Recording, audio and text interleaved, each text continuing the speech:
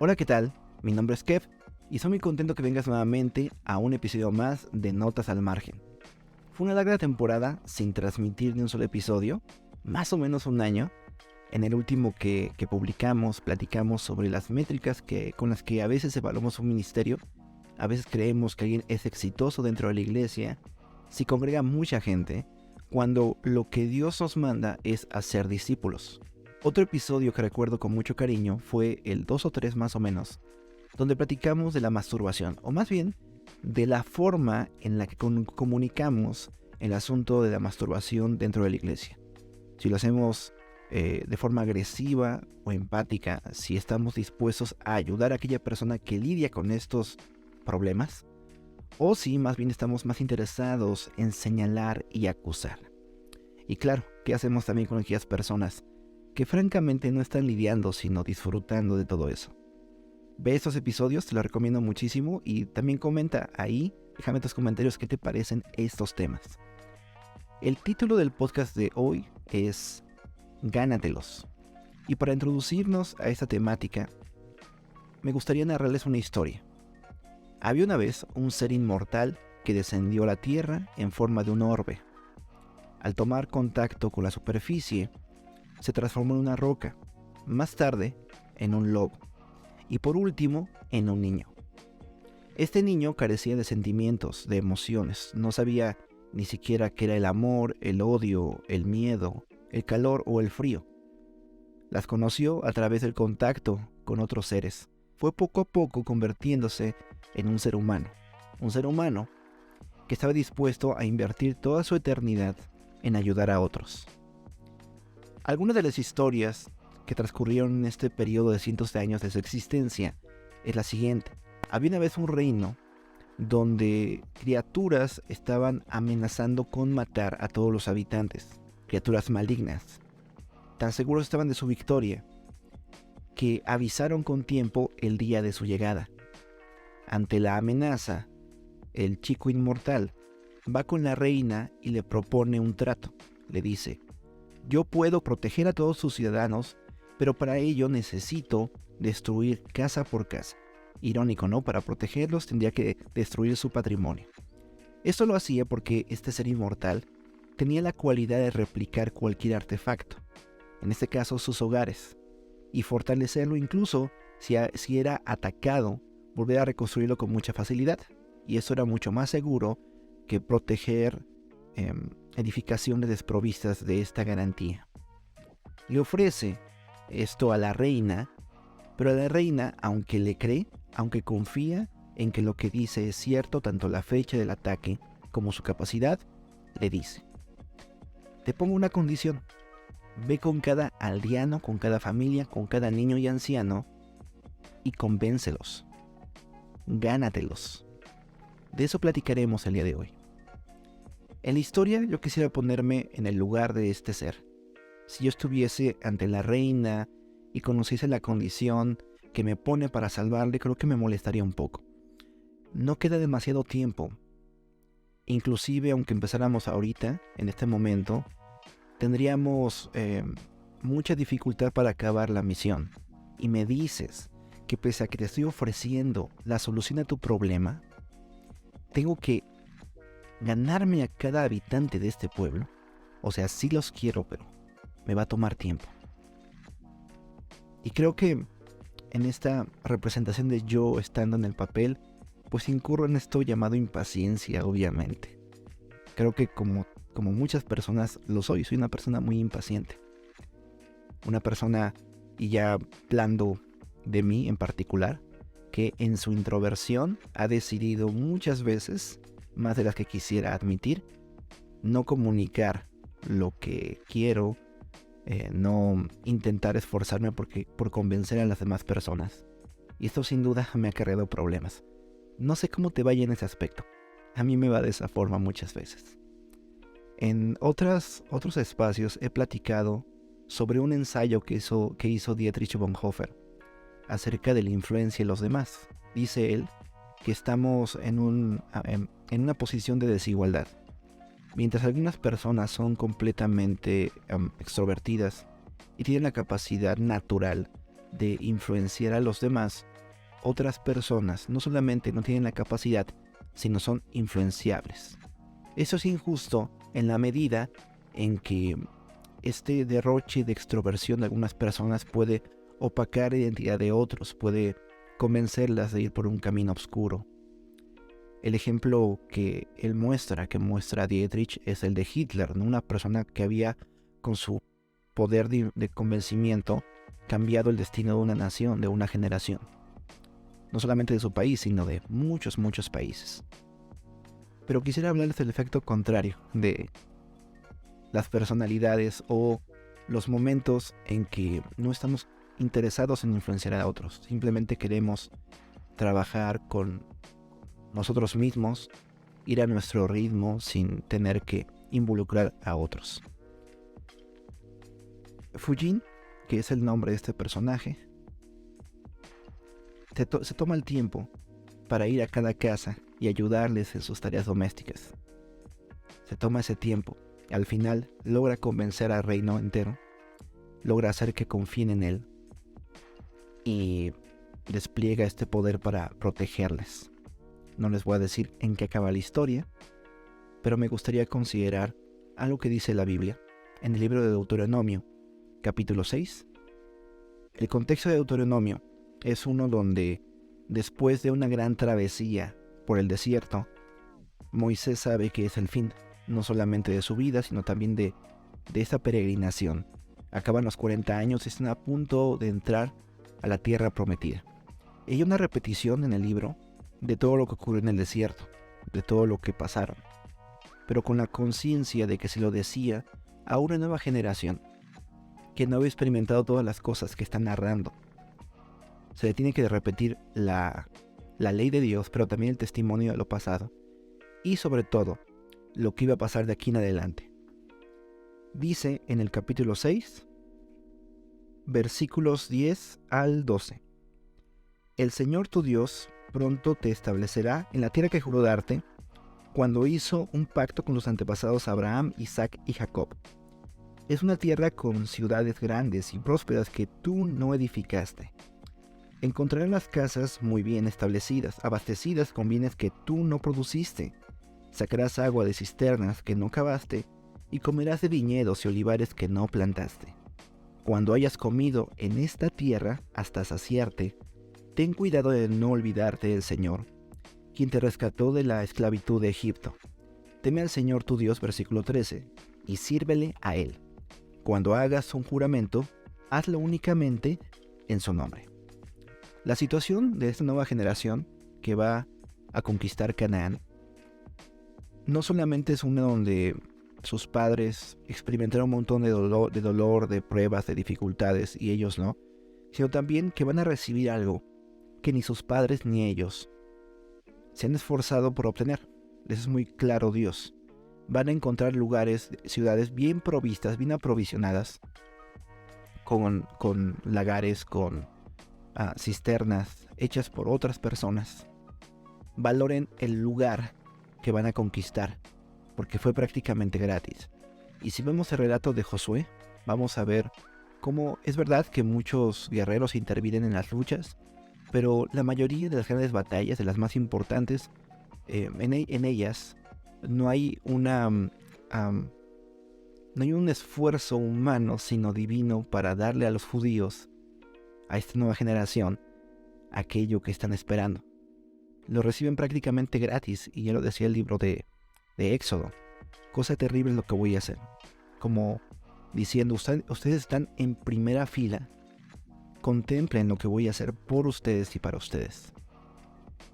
Y les advierte, cuando vayan allá, consideren, mediten en que ustedes no se ganaron lo que tienen.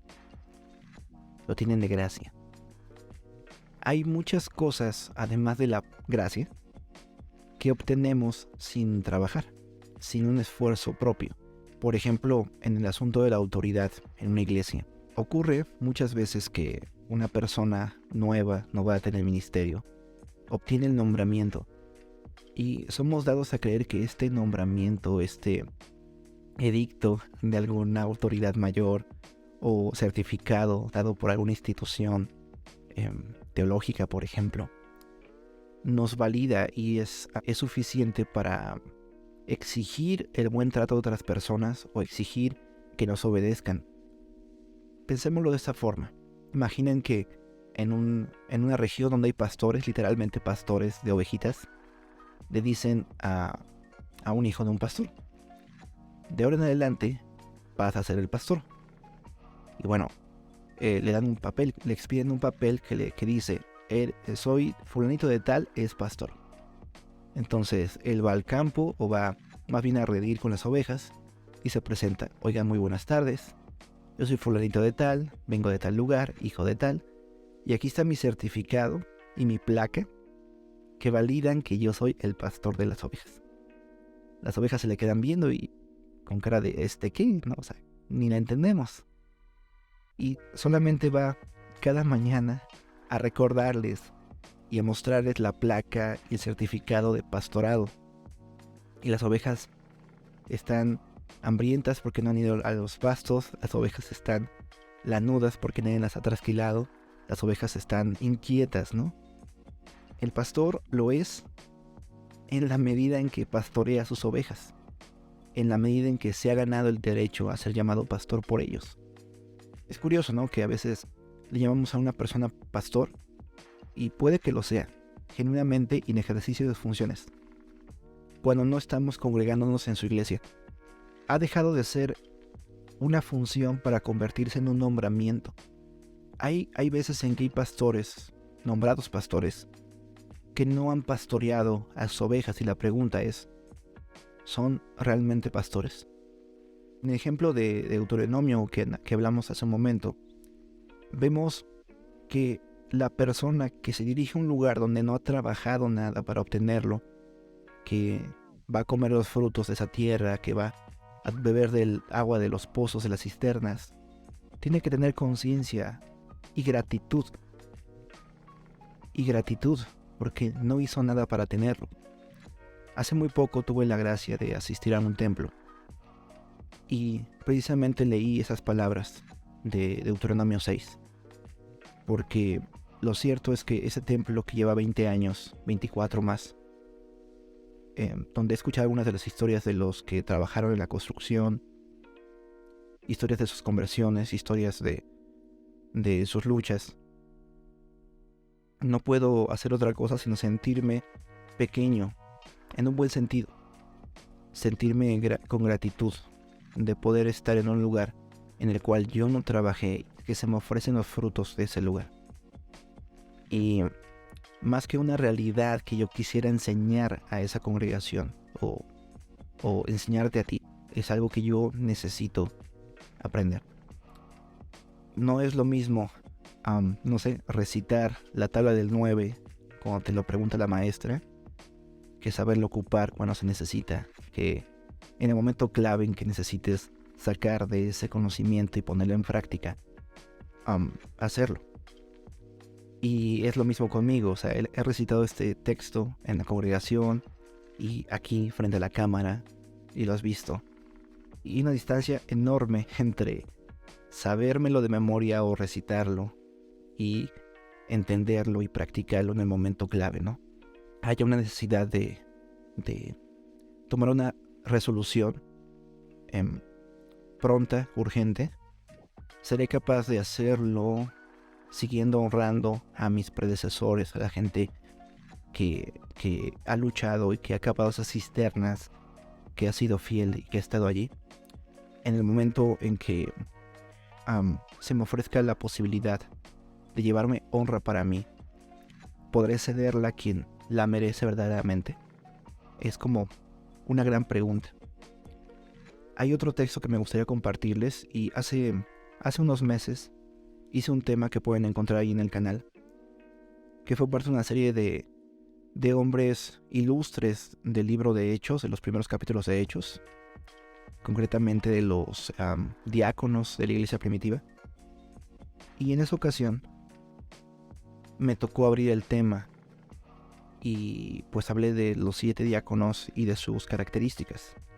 Voy a dar la lectura.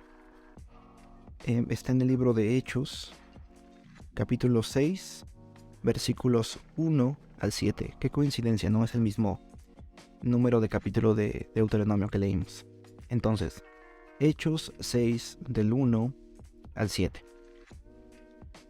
Por cierto, el cintillo que tiene la versión NTV es genial. Dice, 7 hombres escogidos para servir. Bellísimo. Al multiplicarse los creyentes rápidamente, hubo muestras de descontento. Los creyentes que hablaban griego se quejaban de los que hablaban hebreo, diciendo que las viudas eran discriminadas en la distribución diaria de los alimentos. De manera que los 12 convocaron a todos los creyentes a una reunión. Dijeron, nosotros los apóstoles deberíamos ocupar nuestro tiempo en enseñar la palabra de Dios y no en dirigir la distribución del alimento. Por lo tanto, hermanos, escojan a 7 hombres que sean muy respetados, que estén llenos del espíritu y de sabiduría. A ellos les daremos una responsabilidad. Entonces nosotros los apóstoles podremos dedicar nuestro tiempo a la oración y enseñar la palabra. A todos les gustó la idea y eligieron a Esteban, un hombre lleno de fe y del Espíritu Santo, a Felipe, a Prócoro, a Nicanor, a Timón, a Parmenas y a Nicolás de Antioquía, quien anteriormente se había convertido a la fe judía. Estos 7 hombres fueron presentados ante los apóstoles, quienes oraron por ellos y les impusieron las manos. Así que el mensaje de Dios siguió extendiéndose. El número de creyentes aumentó en gran manera en Jerusalén y muchos de los sacerdotes judíos también se convirtieron. Una hermosa historia del primer gran problema que tuvo la iglesia primitiva. Es un problema en teoría sencillo, digo, ¿quién va a preocuparse demasiado de que haya un conflicto entre las señoras de la iglesia? Pero si nos ubicamos en el tiempo donde ocurrió este problema, es un problema sumamente grave, porque la iglesia era pequeña para empezar. El testimonio que dieran acerca de lo que están haciendo iba a amplificarse, porque las noticias malas, como ustedes lo saben, son las primeras en conocerse de una persona. Había esta problemática, y una problemática aparentemente de discriminación entre judíos y griegos. Parecía que las viudas de unos eran menospreciadas y no se les daba lo suficiente. Ojo aquí que eran las viudas. Fíjense que en esta época no es que hubiese un programa de ayuda de asistencia social a este grupo vulnerable. De hecho, había mucha crueldad a las personas que necesitaban, a los enfermos, a los débiles, a los ancianos. A menos que tuviesen el cuidado de sus familias, no había algo que comprometiera al gobierno o a las demás personas a apoyarles. Esto se instituye a través del cristianismo y crece, ¿no? Y cambia toda la cultura de la región. Pero en este tiempo, en este momento, es vital que resuelvan este problema. También lo es porque había un conflicto muy marcado entre los judíos y los extranjeros. Los judíos inclusive menospreciaban a los samaritanos, que eran prácticamente de la misma estirpe. Entonces, era un momento clave para definir la forma en que iba a trabajar el pueblo, nuevo pueblo de Dios, el que se decía pueblo de Dios, los cristianos. Entonces, los 12 deciden convocar al pueblo y decirles, escojan ustedes a personas respetables. La Reina Valera dice, personas que hayan estado aquí desde el principio, personas llenas del Espíritu Santo y de sabiduría. Ustedes escojan, ustedes mismo pueblo, o sea, ustedes señoras griegas que se sienten menospreciadas, bueno, escojan personas con esas características que sean respetables, que hayan estado desde el principio, que sean sabias, para que se sirvan. Y el pueblo le agrada la idea y escoge este grupo de personas. Cuando hice la investigación de este pasaje, la investigación contextual, hallé que había una característica que pasa desapercibida entre estos 7 hombres. Ninguno de ellos es judío. Por lo menos a través de los nombres sabemos que eran griegos o de origen griego.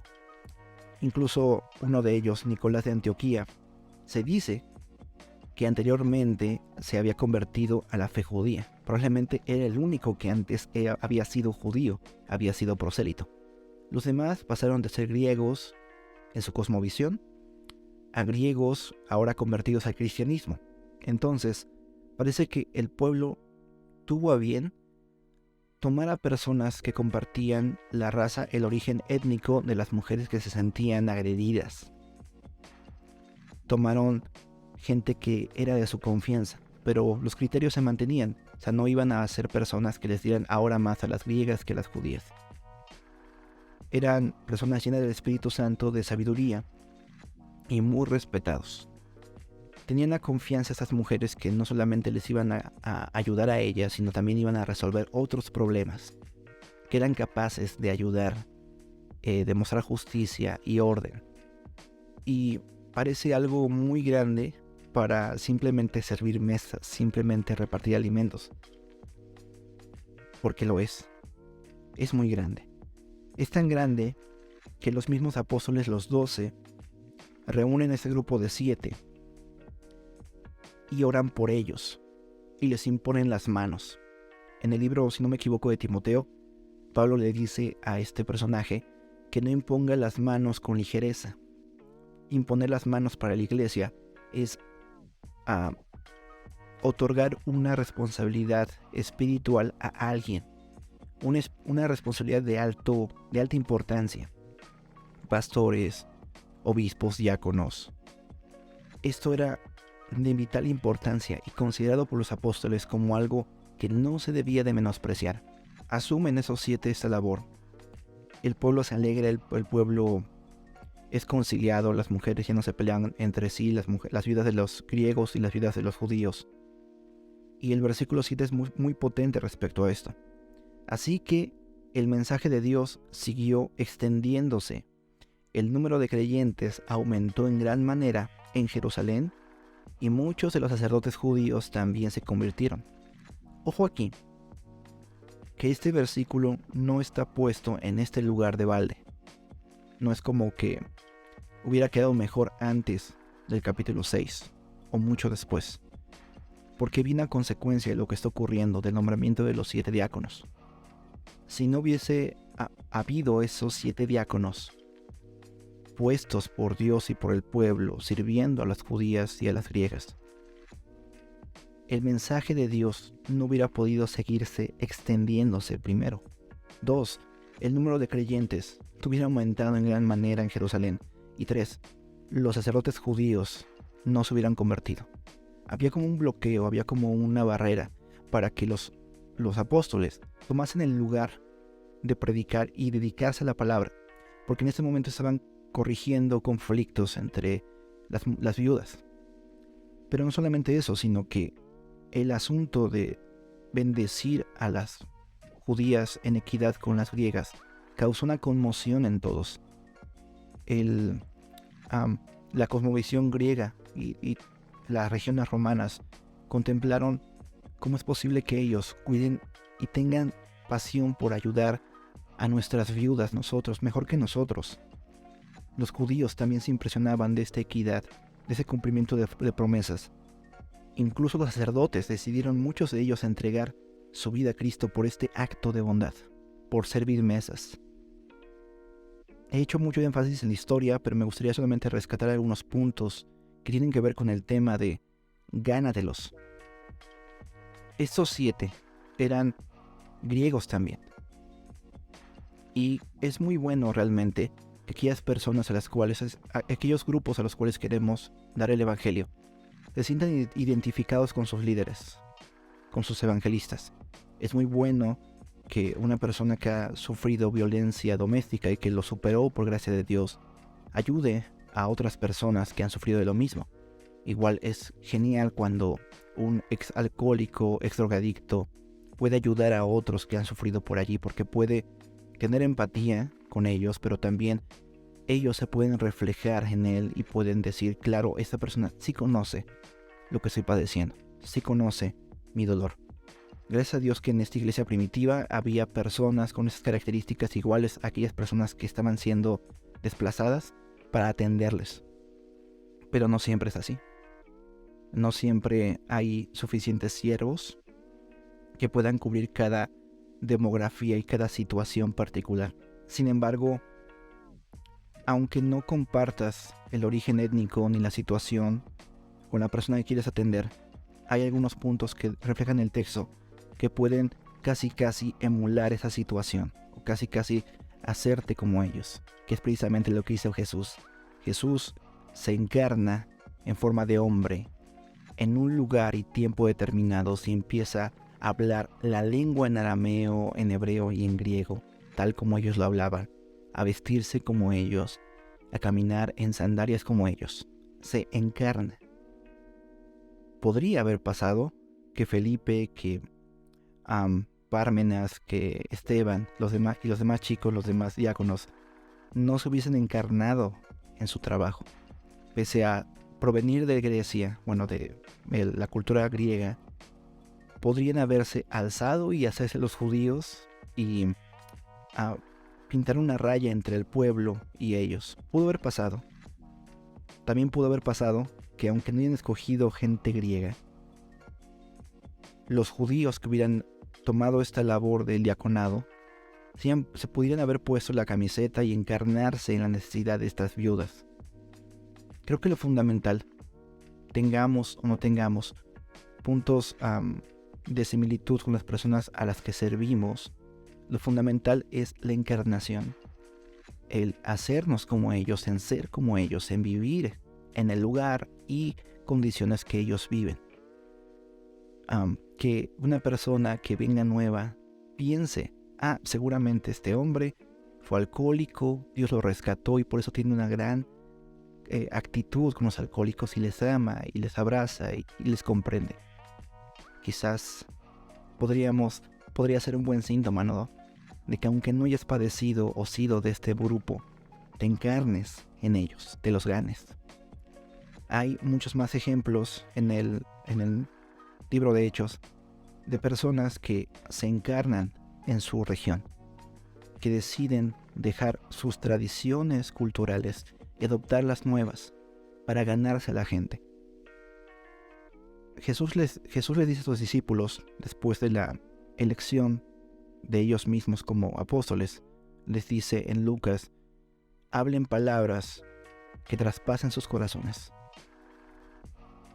Y lo que hace Jesús, si analizamos cómo él predicaba, era tomar ejemplos de los oficios y vida cotidiana de aquellos a los cuales quería mostrar el evangelio. Ejemplos del agua, la mujer junto al pozo, ejemplos de teología, al teólogo, a Nicodemo, ejemplos del campo, la gente del campo, del mar a la gente del mar. Yo te haré pescador de hombres, le dice a Pedro. Cómo él se encarna en sus dichos, pero también en sus acciones. Si hay que comer pescado, hay que comer pescado. Si hay que navegar, hay que navegar. Y creo que esa misma enseñanza que le hace a los 12 es una enseñanza para nosotros. Dales palabras que traspasen sus corazones a través de su lenguaje, de sus formas. Convéncelos, gánatelos a través de el esfuerzo. Jesús estuvo allí cuando necesitaba cuando algo se necesitaba que cargar, o un enfermo tenía que sanarse. Estaba allí. Dice la palabra de Dios en el relato de ellos en la barca que él estaba extenuado, estaba cansado. ¿Por qué estaba cansado? Porque todo el tiempo estaba trabajando con el pueblo. El pastor siempre huele a ovejas. Un pastor que no huele a ovejas no es pastor. Un pastor que no pastorea no es pastor. Un líder de jóvenes, por ejemplo, que no está con jóvenes, que no convive con jóvenes, que no come con ellos, que no sufre con ellos, no es un líder de jóvenes. Tendrá la etiqueta, pero no es un líder de jóvenes. Creo que la enseñanza del libro de Hechos, del libro de Deuteronomio, Amos capítulo 6, es esa. Ten gratitud con aquello en lo cual tú no invertiste si eres un foráneo, si eres de afuera. Ten humildad para entrar. Sí, con la libertad de que eres parte de esa familia porque Dios lo hizo así. No eres menos. Pero tampoco tengas una actitud arrogante creyendo que los demás se deben a ti. Que lo que está pasando, los frutos que tiene esa iglesia o ese lugar, son por ti. Cuando más bien lo que tenemos que hacer todos es apagar nuestra propia voz y escuchar el susurro que Dios ha tenido por décadas o cientos de años en ese lugar y reconocer que las cosas que están pasando son porque cientos de personas, una cadena infinita, de personas han cosechado, han sembrado, y quizás tú estás cosechando en este momento. Y ten respeto, ten humildad y conviértete, encárnate en aquel grupo de jóvenes, de ancianos, de niños, de reclusos, de anexados. Encárnate allí. Conviértete, como hizo Jesús, en uno más de ellos, de tal forma que la gente no pueda distinguir entre un siervo que fue levantado de este grupo y tú, que quizás eres extranjero, pero que te has encarnado como lo hizo Jesús. Hablamos mucho sobre el misterio de la encarnación, pero ¿qué hay de experimentar carne propia ese misterio y encarnarnos en aquellos con los que nos ha tocado pasar la vida? Como he dicho, este asunto no es algo que yo te pueda transmitir como un maestro experimentado, sino algo que yo te lo digo como alguien que descubrió una pequeña perla, algo precioso, y lo quiere compartir con otros, pero aún no comprendo lo profundo de esto. Aunque yo puedo tener muy claro esto en un aspecto de mi vida, lo cierto es que hay puntos ciegos en mi vida, en otros grupos que no son necesariamente de la iglesia, como familia o amistades, en que por mi personalidad o por la circunstancia quiero pasarme esta lección o este trámite, no tomarme el tiempo para ganarme a las personas, para empatizar y hacer una amistad. Es muy cómodo. Es muy cómodo montarte en nuestro ego y decir, es que las demás personas se nos deben a nosotros y no al revés. Lo he hecho muchas veces, lo digo mucho más de las que quisiera aceptar. Y lo cierto es que la primera evidencia del aprendizaje, aunque estuviese en una etapa muy, muy vaga, es empezar a cubrir esas áreas y hacer acciones que demuestren que he entendido que necesito ganarme el lugar donde estoy o las personas con las cuales convivo y sirvo o presidio. Me compromete este podcast a tomar esa acción, y en cierta medida también te compromete a ti. Es un mal que tenemos los jóvenes, pero también es un mal que tenemos la gente adulta. Por nuestras canas, por la experiencia que hemos acumulado, ahora sí me puedo saltar esta etapa. Ahora ya no tengo que dar cuentas. Ahora puedo ser una persona hosca, grosera con otras personas, porque pues ya pasé por eso de joven, ya me la hicieron. Ahora merezco que la gente tiemble cuando llego a un lugar. Decirles, aquí mis chicharrones truenan. Lo cierto es que desde el punto de vista de Dios, somos los mismos muchachos, somos escuincles. Y no es posible que ese escuincle que ha pasado 60, 70 años, ahora crea que no tiene que hacer esto, que es un trámite necesario. Presentar respetos y ganarse a las personas a las cuales uno sirve. Qué duro. Cierro con un pensamiento de un hombre que enseña sobre consejería. Dice él, cuando era joven tenía que luchar con la tentación de creer que iba a fracasar, confiando en mi propia experiencia. Como soy inepto, un novato, no voy a poder dar palabra de Dios porque soy inexperto. Entonces decía él, yo luché de joven con eso, pero ahora de viejo tengo que luchar con creer que el éxito que alcance es por mi experiencia, porque no soy yo, nunca he sido yo, ha sido Dios a través de mí. Entonces, en este caso particular del trámite de ganarte a otros, no podemos pensar que cualquier cosa, nuestra introversión, nuestro nombramiento, nuestras ganas, son excusa para no hacer esto. para no ganarnos el derecho de estar allí. La fe, la salvación es por gracia completamente. Pero hay muchas cosas que Dios, que nos da por gracia, nos dice: honra, también gánatelo, te lo doy, pero demuestra que valoras el esfuerzo que otros y yo hemos hecho para que lo tengas. Gánatelo. Eso ha sido todo por hoy. Gracias en serio por escucharme. Fueron casi 40 minutos de podcast. Espero que te haya gustado. Espero que repases estas historias en Deuteronomio 6 y en Hechos 6. Que las medites y que también evalúes a la luz de la Escritura si tú, en familia, en tu núcleo de trabajo, en tus amistades, en iglesia, estás siendo amoroso y te estás ganando la autoridad que te han dado o no. Déjame tus comentarios sobre este episodio y también cuéntame pon ahí nuevas ideas de temas que te gustaría que yo abarcara. La temática general es sobre ministerio, pero bueno, podemos abarcar otras. De hecho, en el siguiente episodio hablaremos de tema candente, tema de la virginidad.